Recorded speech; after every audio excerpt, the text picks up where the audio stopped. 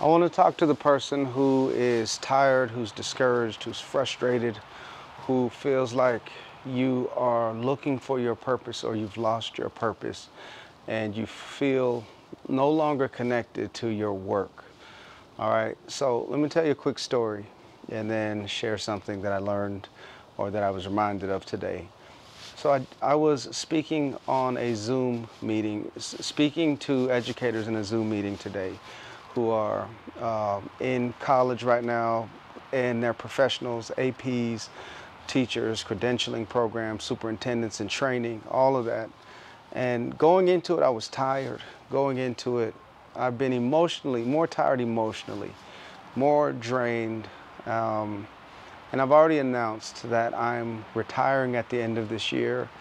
I'm retiring from the road, and I am turning the page. I'm going to be home more, present with my family more, and I'm going to be stepping away because I'm just so tired emotionally, mentally.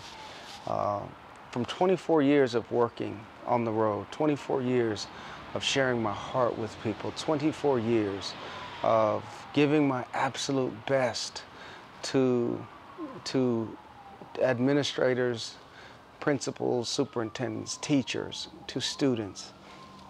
I'm giving my best and I'm tired, right? And so I've had about a month and a half off from work, and I've been feeling better but still tired and not wanting to get back on the road, not feeling motivated to leave the house, because it's just so hard to do what I do, to do it at a high level. And so anyway, why am I sharing this with you? There's a group of educators all over the state who are studying my book. Even on your worst day, you can be a student's best hope.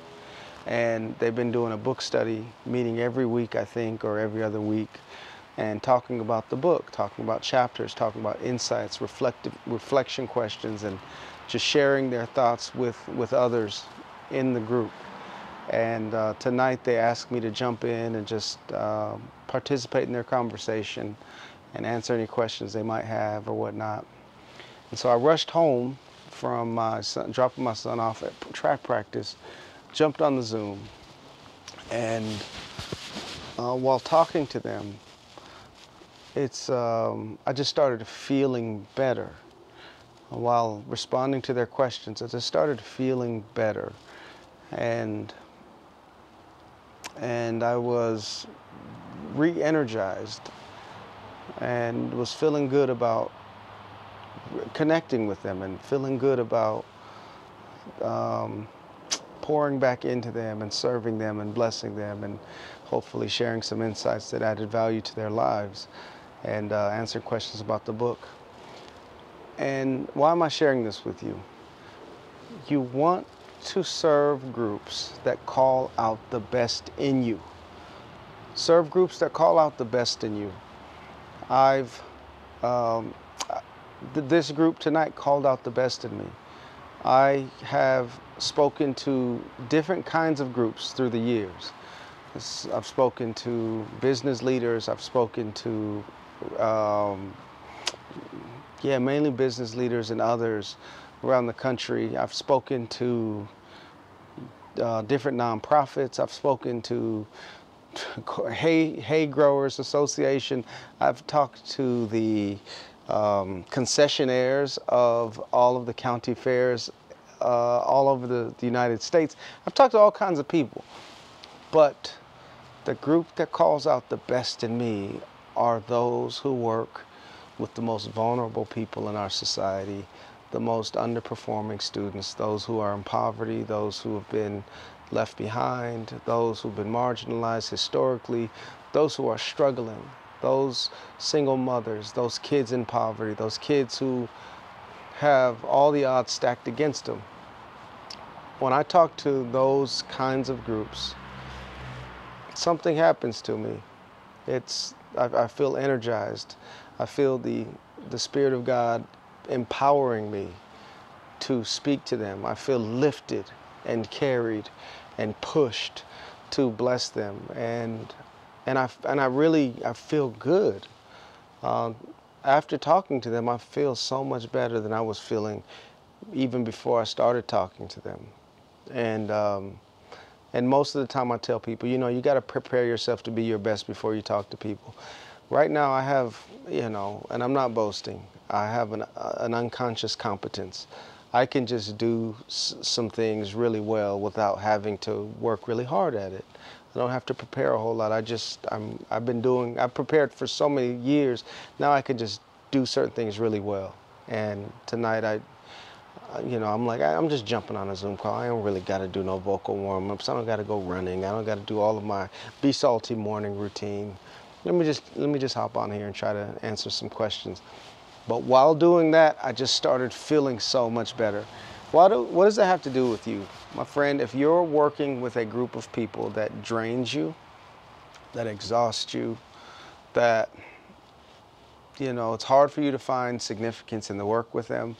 It's hard for you to find meaning. You feel like you're wasting your life. If you're depressed because like you just don't feel like you're making a difference, then maybe you're serving the wrong group.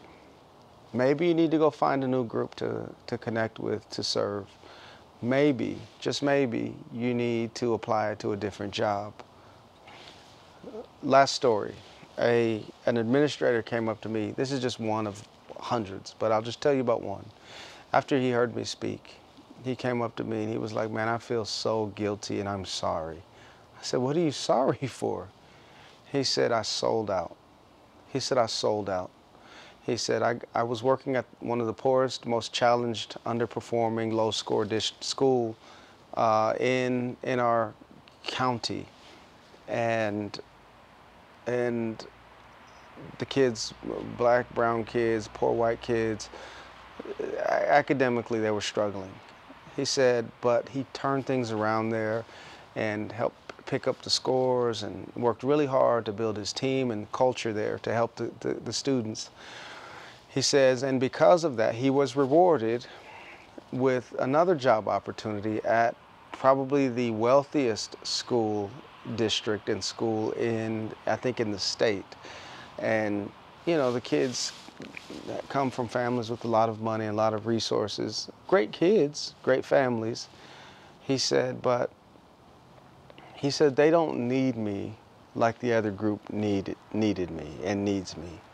He said, this new group, he says, they're going to be okay because they have all the support and the resources that they need. They have everything, the nice facilities, they got everything. He says, but the group, those in the hood, those in poverty, he said, he says, I felt more alive when I worked with them. I felt like my work had more meaning to me and was more fulfilling to me. And he said, I just wanted to say I'm sorry. And so I said, well, look, man, you know what you need to do. You need to go pray. You need to go think about this. And you need to really consider going back to that school. You need to really think about that, because even though they're paying you twice what you were paying at getting paid at the other school, money isn't everything. Yes, money is important. Don't get me wrong. I get that. But money isn't everything when it comes to your life's work. And everyone's situation is different. Please don't hear me saying you got to be poor to help people and poor to work with kids. It's not that. It's that some people feel energized when they're working with the wealthier kids in wealthier districts. Some people feel fulfilled and they love that work and they come to life and everything's great. For them, they're in the right place. But if you're not with the group that calls out the best in you, if you're not with the group that energizes you, that makes you feel fulfilled, then you may be in the wrong place and you may be missing your assignment. And you may be missing a huge opportunity to find fulfillment and purpose. So I want you to think about that. Are you serving the group that calls out the best in you? Are you serving the group that helps you, that inspires you to be your best? Are you serving the group that you can one day look back upon and say, I finished my course, I finished my race, I fought the good fight, I gave my all, and it mattered. I helped turn some lives around. I helped make a difference. I really I really changed some trajectories with the little time that I was given on this earth. My friend, life is not as long as we think it is. I was 20, it feels like yesterday. Now I'm 46. 26 years have gone by since I was a young, strong man who just had all of the energy in the world. Now at 46, I don't have as much energy or strength or stamina that I used to have. But I'm grateful that I gave my life to serving the groups that call out the best in me. I've given my best. I've given my best, and now I'm trying to help others who are interested in doing this work, mainly as speakers and keynote speakers, to help them be their best and serve as many people as possible and help as many people as possible as a speaker. But for you, regardless of your position, regardless of your industry, find the group that calls out the best in you. Find the work that makes you feel your best, okay? Life is too short. What does it profit a man to gain the whole world but lose his soul? Don't lose your soul chasing money. Don't lose your soul chasing material things. Don't lose your soul chasing status or power. Don't lose your soul. Don't lose your integrity. Don't lose who you are for something that is ephemeral and, in the end, not that important. Give your very best, being your best, serving the groups that call out the best in you, doing work that has eternal significance, cosmic significance, even significance that year or in that moment, okay? All right, I've talked long enough. I'm your friend, Dr. Manny Scott, and I will check in with you later. I'm out.